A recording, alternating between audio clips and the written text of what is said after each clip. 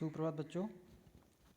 हम लोग आज बाल महाभारत के 8वें अंक को पढ़ेंगे। 8वें अंक का नाम है कर्ण। इसके पहले हमने 7वें अंक को पढ़ा था, जिसमें भीम के बारे में हमें जानकारी मिलती है। अब इस अंक में हम कर्ण के बारे में जानेंगे। तो शुरू करते हैं। पांडवों ने पहले कृपाचार्य से और बाद में द्रोणाचार्य से अस्त्र शस्त्र की शिक्षा पाई। उनको जब विद्या में काफ़ी निपुणता प्राप्त हो गई तो एक भारी समारोह किया गया, जिसमें सबने अपने कौशल का प्रदर्शन किया। सारे नगरवासी इस समारोह को देखने आए थे। तरह तरह के खेल हुए और हर एक राजकुमार यही चाहता था कि वही सबसे बढ़कर निकले। आपस में प्रतिस्पर्धा बड़े जोर की थी, परंतु तीर चलाने में पांडुपुत्र अर्जुन का कोई सानी न था। अर्जुन ने धनुष विद्या में कमाल का खेल दिखाया। उसकी अद्भुत चतुरता को देखकर सभी दर्शक और राजवंश के सभी उपस्थित लोग दंग रह गए। यह देखकर दुर्योधन का मन ईर्ष्या से जलने लगा। अभी खेल हो ही रहा था कि इतने में रंगभूमि के द्वार पर खम ठोकते हुए एक रोबीला और तेजस्वी युवक मस्तानी चाल से आकर अर्जुन के सामने खड़ा हो गया। यह युवक और कोई नहीं, अधिरथ द्वारा पोषित कुंती पुत्र कर्ण ही था। लेकिन उसके कुंती पुत्र होने की बात किसी को मालूम न थी। तो बच्चों, जैसा हम लोगों ने पहले पढ़ा था कि जो पांडव और कौरव थे उनकी शुरुआती शिक्षा कृपाचार्य जी दे रहे थे। इसी बीच में एक दिन पांडव और कौरव खेल रहे थे और उनकी एक गेंद होती है जो कुएं में गिर जाती है। तो बच्चे कुएं पर ही रहते हैं, परेशान रहते हैं गेंद को निकालने के लिए। उसी दौरान एक तेजस्वी पुरुष वहाँ से गुजरते हैं और वो बच्चों को परेशान देखते हैं और उस जो कुएं में गेंद गिरी होती है उसे सीख के द्वारा निकाल देते हैं। तो ये बच्चे बहुत ही खुश होते हैं और उनको लेकर अपने पितामह के पास जाते हैं। तो पितामह को उन्होंने अपना परिचय दिया कि वे द्रोणाचार्य जी हैं। तो द्रोणाचार्य जी ने उनसे पितामह ने उनसे निवेदन किया कि अब आप ही सभी राजपुत्रों को शस्त्र शास्त्र की शिक्षा दीजिए। तो इस तरह से पांडु पुत्रों की शिक्षा कृपाचार्य के द्वारा भी हुई और द्रोणाचार्य के भी द्वारा हुआ, दोनों के द्वारा हुआ। फिर क्या होता है कि जब इनकी शिक्षा पूर्ण होती है तो उस शिक्षा का प्रदर्शन करने के लिए सभी एक समारोह में आते हैं। रंगभूमि सजाई जाती है जहाँ पर सबको अपने अपने कला को प्रदर्शित करना है। उस दौरान सबके मन में ये होता है कि मैं सबसे सर्वश्रेष्ठ प्रदर्शन करूं, लेकिन वहाँ जो सबसे सर्वश्रेष्ठ प्रदर्शन सामने आता है वह होता है पांडुपुत्र अर्जुन का। सब अपना अपना प्रदर्शन कर रहे थे, लेकिन धनुष विद्या में अर्जुन ने बहुत ही कौशल दिखाया, जिसको देख करके धृतराष्ट्र के पुत्र दुर्योधन और उसके भाई जलने लगे। इसी बीच में जब यह प्रदर्शन चल रहा था तभी वहाँ पर एक बहुत ही रोबीला और तेजस्वी युवक आकर के अर्जुन के सामने खड़ा हो जाता है। यह कोई और नहीं था, यह कुंती का ही पुत्र था जो विवाह के पहले उत्पन्न हुआ था और कुंती ने उसको नदी में प्रवाहित कर दिया था, जो कि बाद में अधिरथ को मिला था और अधिरथ ने ही उस बालक का पालन पोषण किया था। लेकिन यह बात किसी को भी नहीं मालूम था कि वह जो पुत्र है कुंती का ही पुत्र है। रंगभूमि में आते ही उसने अर्जुन को ललकारा, अर्जुन, जो भी करतब तुमने यहाँ दिखाए हैं उनसे बढ़कर कौशल मैं दिखा सकता हूँ, क्या तुम इसके लिए तैयार हो? इस चुनौती को सुनकर दर्शक मंडली में बड़ी खलबली मच गई, पर ईर्ष्या की आग से जलने वाले दुर्योधन को बड़ी राहत मिली। वह बड़ा प्रसन्न हुआ। उसने तपाक से कर्ण का स्वागत किया और उसे छाती से लगाकर बोला, कहो कर्ण, कैसे आए? बताओ, हम तुम्हारे लिए क्या कर सकते हैं? कर्ण बोला, राजन, मैं अर्जुन से द्वंद्व युद्ध और आपसे मित्रता करना चाहता हूँ। तो जैसे ही रंगभूमि में कर्ण आता है वह सबसे पहले अर्जुन को ही ललकारता है, क्योंकि अर्जुन धनुर्विद्या में निपुण था और कर्ण भी धनुर्विद्या में ही निपुण था। तो उसने अर्जुन को ललकारा और कहा कि जो तुम दिखा रहे हो रंगभूमि में, मैं भी उससे बढ़कर दिखा सकता हूँ कौशल। मैं तुमसे ज़्यादा अच्छा कौशल दिखा सकता हूँ यहाँ। तो क्या तुम इसके लिए तैयार हो? तुम मेरा सामना करोगे? तो जब वहाँ पर दो योद्धाओं को इस तरीके से आपस में बातचीत करते हुए दर्शक मंडली ने देखा तो उनके अंदर बड़ा ही खलबली मच गया। लेकिन इन सब से दुर्योधन बहुत ही प्रसन्न हुआ और वह तुरंत प्रसन्न होकर के कर्ण के पास पहुंचा और बोला कि कहो कर्ण, तुम यहाँ कैसे आ गए? और उसे गले से लगा लिया। बताओ मैं तुम्हारे लिए क्या कर सकता हूँ, दुर्योधन ने कर्ण से कहा। तो कर्ण ने कहा कि भाई मैं आपसे मित्रता करना चाहता हूँ और अर्जुन से युद्ध करना चाहता हूँ। कर्ण की चुनौती को सुनकर अर्जुन को बड़ा तैश आया। वह बोला, कर्ण, सभा में जो बिना बुलाए आते हैं और जो बिना किसी के पूछे बोलने लगते हैं वे निंदा के योग्य होते हैं। यह सुनकर कर्ण ने कहा, अर्जुन, यह उत्सव केवल तुम्हारे लिए ही नहीं मनाया जा रहा है, सभी प्रजाजन इसमें भाग लेने का अधिकार रखते हैं। व्यर्थ डींगे मारने से फ़ायदा क्या, चलो तीरों से बात कर लें।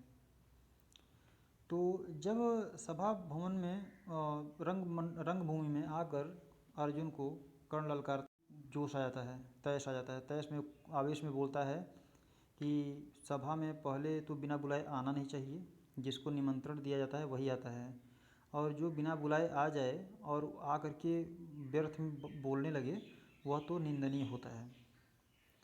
तो फिर कर्ण ने उसके प्रतिवाद में कहा कि यह जो सभा है, यह जो रंगभूमि है, ये उत्सव है, सिर्फ तुम्हारे लिए नहीं है, इसमें सभी प्रजा के लोग को भाग लेने का अधिकार है, और व्यर्थ में हवा डिंग मत मारो, इससे कोई फ़ायदा नहीं है। चलो हम अपनी योग्यता को साबित करते हैं, युद्ध करके तीरों से अपने कौशल को दिखाकर अपनी योग्यता को साबित करते हैं। जब कर्ण ने अर्जुन को यूँ चुनौती दी तो दर्शकों ने तालियां बजाई। उनके दो दल बन गए, एक दल अर्जुन को बढ़ावा देने लगा, दूसरा कर्ण को। इसी प्रकार वहाँ इकट्ठी स्त्रियों के भी दो दल बन गए। कुंती ने कर्ण को देखते ही पहचान लिया और भय तथा लज्जा के मारे मूर्छित सी हो गई। उसकी यह हालत देखकर विदुर ने दासियों को बुलाकर उसे चेत करवाया।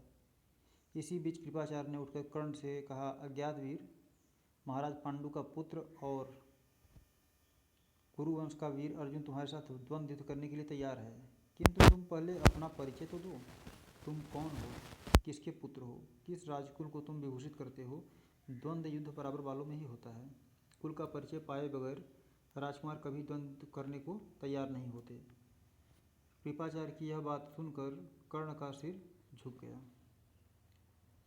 तो अब जब कर्ण ने इस तरीके से उस रंगभूमि में अर्जुन को ललकारा तो वहाँ पर जो दर्शक थे उनके दो भाग हो गए। एक भाग अर्जुन को बढ़ावा देने लगा और एक कर्ण को। वहाँ जो स्त्रियाँ थी उनके भी दो भाग हो गए, कुछ अर्जुन के पक्ष में जयकार कर रहे थे तो कुछ कर्ण के पक्ष में।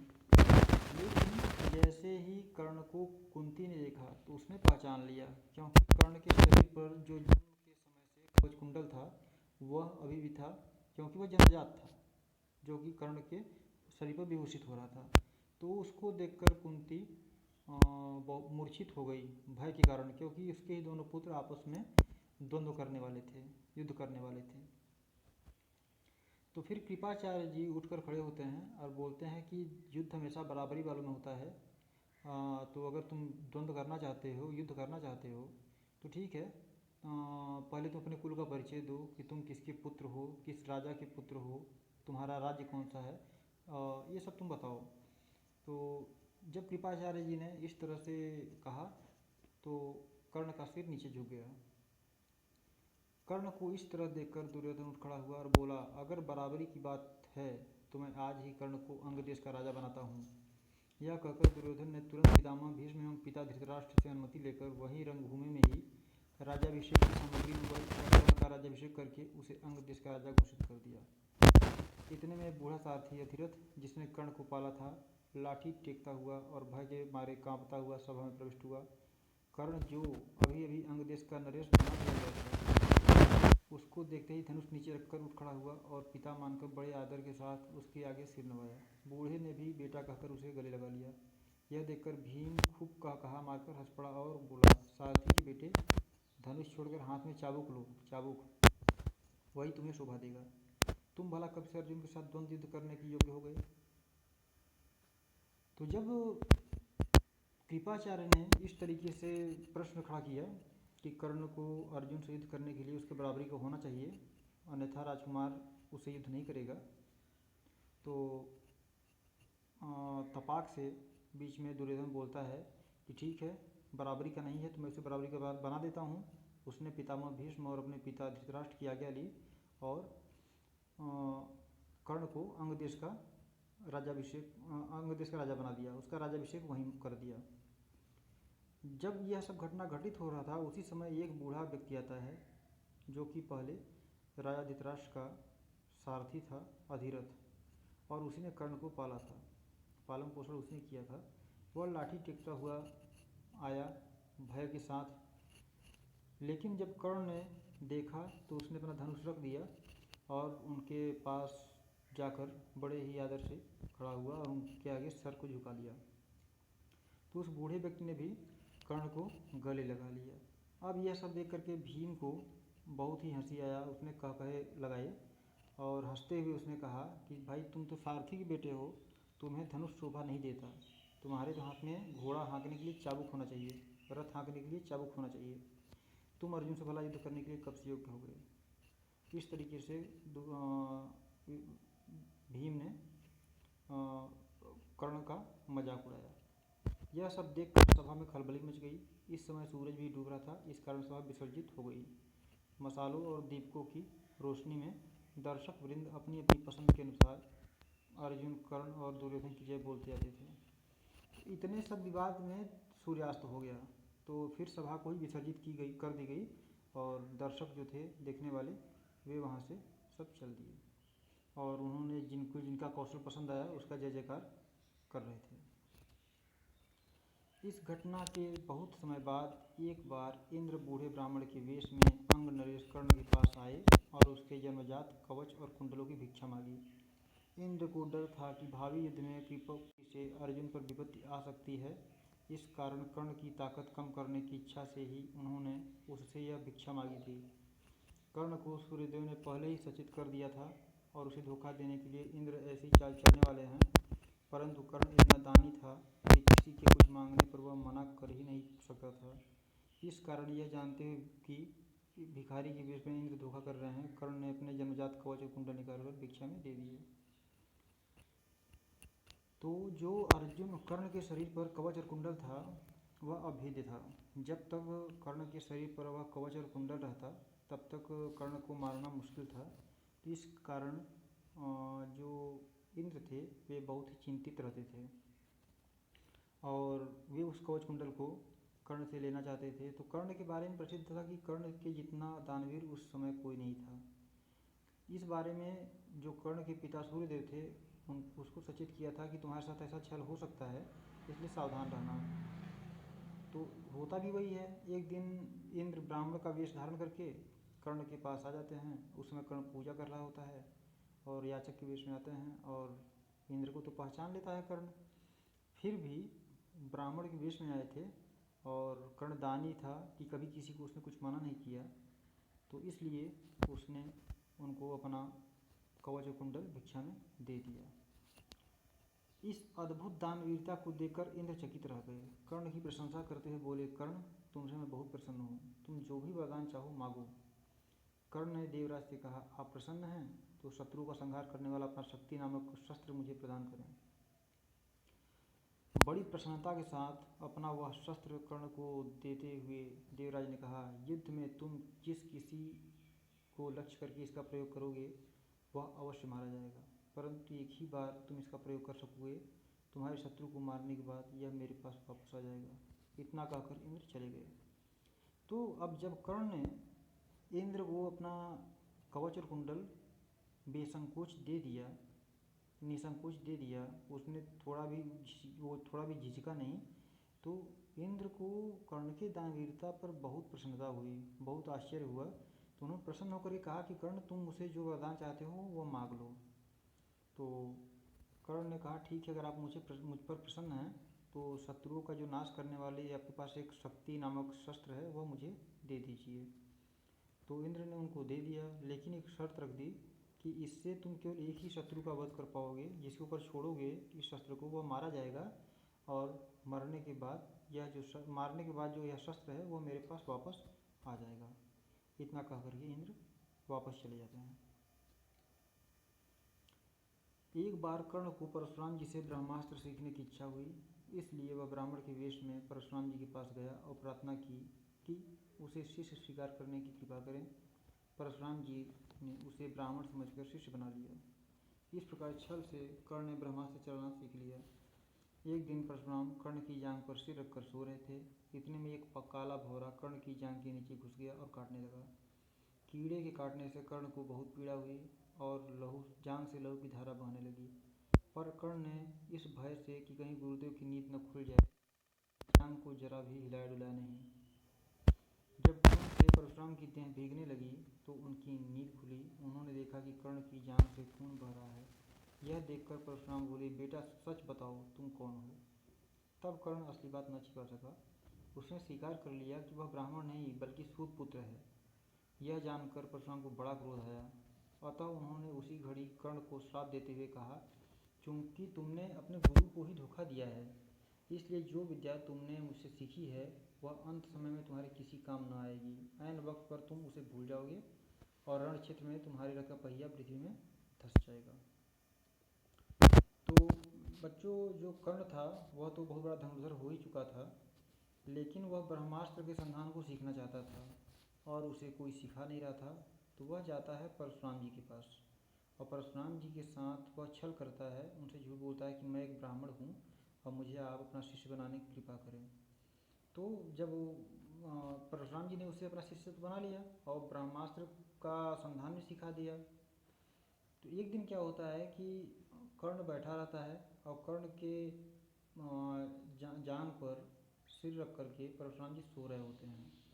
उसी दौरान एक काला भौरा कर्ण के जांघ में काटने लगता है, लेकिन कर्ण को दर्द बहुत होता है, लेकिन गुरु का नींद भंग न हो इस वजह से कर्ण चुपचाप पीड़ा को सहते हुए बैठा रहता है। लेकिन भौरे काटने से इतना रक्त निकलता है कि उस रक्त से परशुराम जी भीगने लगते हैं तो उनकी नींद खुलती है।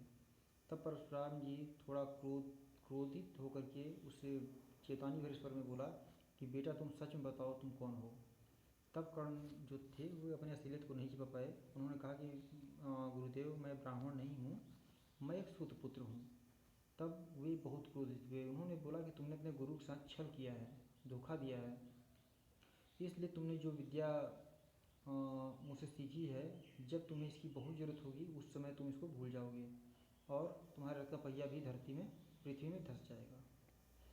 परशुराम जी का यह श्राप झूठा न हुआ। जीवन भर कर्ण को उनकी सिखाई हुई ब्रह्मास्त्र विद्या याद रही, पर कुरुक्षेत्र के मैदान में अर्जुन से युद्ध करते समय कर्ण को वह याद न रही। मित्र कर्ण ने अंत समय तक कौरवों का साथ न छोड़ा।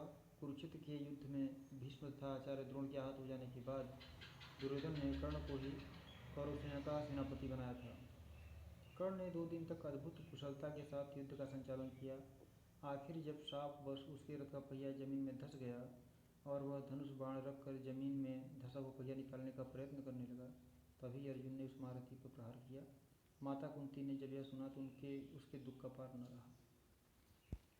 तो बच्चों, जो परशुराम जी ने श्राप दिया था वह श्राप मिथ्या नहीं सिद्ध हुआ, वह सत्य सिद्ध हुआ।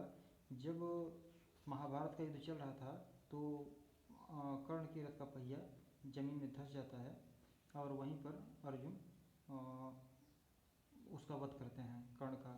और महाभारत के युद्ध के दौरान कर्ण ब्रह्मास्त्र के संधान को भी भूल जाता है, जो ब्रह्मास्त्र की विद्या थी उसको भी भूल जाती है। लेकिन इतना सब कुछ होने के बावजूद उसने कभी भी कौरवों का साथ नहीं छोड़ा।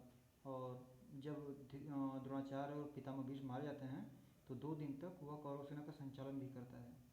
कर्ण के मारे जाने पर जो कुंती थी वह बहुत ही दुखी हुई। ठीक है बच्चों।